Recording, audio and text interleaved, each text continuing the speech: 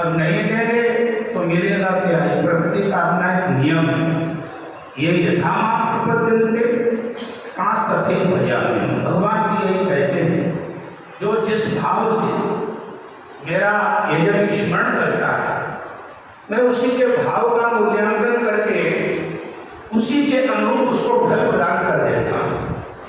तो ये सिद्ध करता है कि यज्ञ हवि को करना पड़ेगा।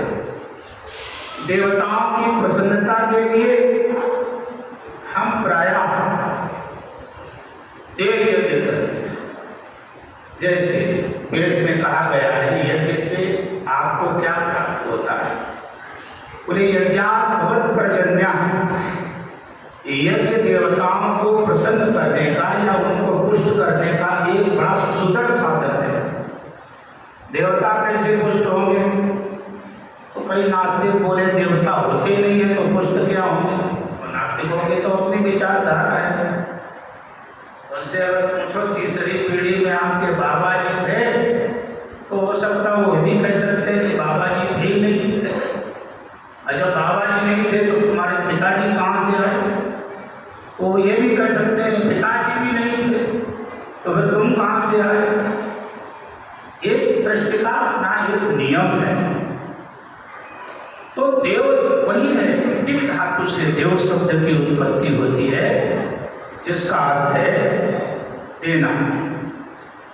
अगर सामान्य रूप से यदि चिंतन किया जाए और पूछा जाए पृथ्वी किसने दी? भाई जिसके पूर्वजों ने दी हो जरा हाथ उठाओ, उनका दर्शन कर। या तो विश्वास के साथ ये कहो ये पृथ्वी देव अर्थात परमात्मा ने दी है। ये पृथ्वी किसने दी? परमात्मा। जिस वायु के बिना हम एक क्षण स्वस्थ जीवन नहीं जी सकते, वो ऑक्सीजन किसने दिया? बोला करो, ऑक्सीजन किसने दिया? परमात्मा। सूर्य आत्मा जगतस्तस्तु खश्चपेत कहता है, सूर्य संपूर्ण जगत की आत्मा है। कभी बिजली विभाग में हड़ताल, कभी जलकल में हड़ताल, कभी किसी विभाग में हड़ताल। हम तो कहते हैं सूर्य नारायण एक हफ्ते के लिए हड़ताल पर चले जाओ, फिर देखो यहाँ के इस अहंकारी जीव की क्या दशा होगी।